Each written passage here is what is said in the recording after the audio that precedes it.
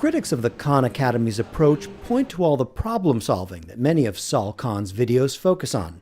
It's rote learning, the critics say dismissively. In his conversation with the sleuth, Khan defended the importance of problem solving, with a key but. But that shouldn't be all you do. A super important other part of what you do, and I write a lot about this in my book, should be building your portfolio of creative works. It should be exploring. It should be inquiry-based learning. So I think the criticism, it really might come from a misunderstanding of folks believing that we are just about the how do you factor a polynomial, and we're not about building the robot or creating writing a play or whatever. We're about both, and my book is all about that. The TED Talk is all about how do we free up teachers so that they can have more interaction with the students, how they can do more projects. Every school where we're trying to kind of push things forward, we're like, how can we do more inquiry? How can we do more project-based learning?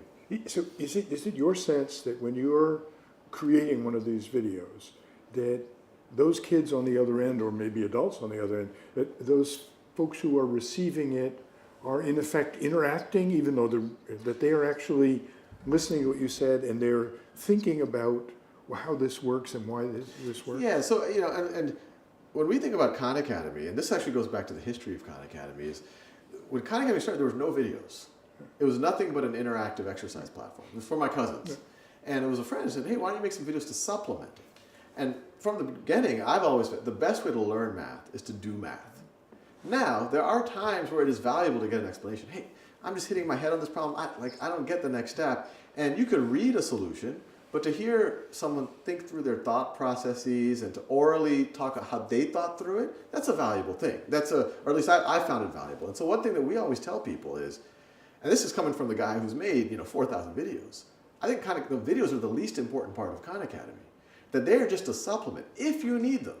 If you need them. If you're really, you've done 10 problems, you've really struggled with this, and then you're still having trouble, hey, why don't you try a video out? I just visited a school in San Francisco, Brightstorm. Fascinating school. You go in there, it's kind of this maker, these kids are building, it looks like Swiss Family Robinson and Robinson Crusoe, like these, everything is just, the kids are, they're working with power tools, they're making stuff, and they use Khan Academy. Now, the way they use Khan Academy is that they're like, hey, we want to build a parabolic lens.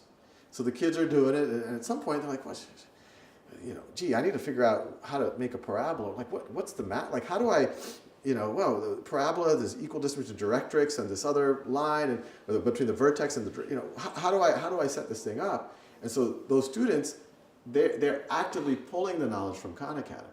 They're saying, oh, well, they oftentimes go and they say, hey, and a lot of kids came up to me. It's like, yeah, we love, when we see a problem that we're trying to solve, we'll go to Khan Academy and we'll try to get the pieces. But we really view these videos not as, hey, come here on Tuesdays and Thursdays from 10:30 to 11 and we're just going to throw videos at you.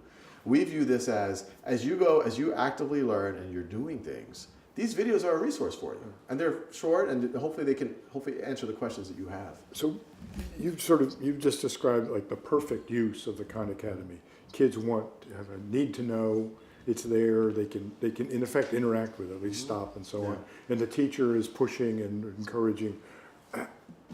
How is the Khan Academy resource being misused? Yeah. It's a huge misuse, and I've unfortunately heard of this, of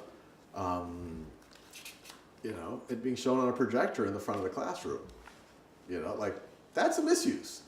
Now, I guess it might not be appreciably different than someone delivering a lecture if it's not interactive, but in my mind, that's a misuse of Khan Academy. But I'd also say it's a misuse of Khan Academy to kind of, that's the most egregious misuse, but it's also a non-ideal use of Khan Academy is if you're using this resource to make all the kids go in lockstep. Or if you're saying, you must finish this by tomorrow, otherwise your grade is going to go down. And so everything we believe is the best way to stifle learning, the best way to stifle creativity is through coercion. To say, you better do this. Even if you're having trouble, you better do this by tomorrow, otherwise you're going to fail. You better do this by tomorrow, otherwise you're in detention. That's the wrong use of Khan Academy. The best use of Khan Academy is, hey, I want to see you put effort into it.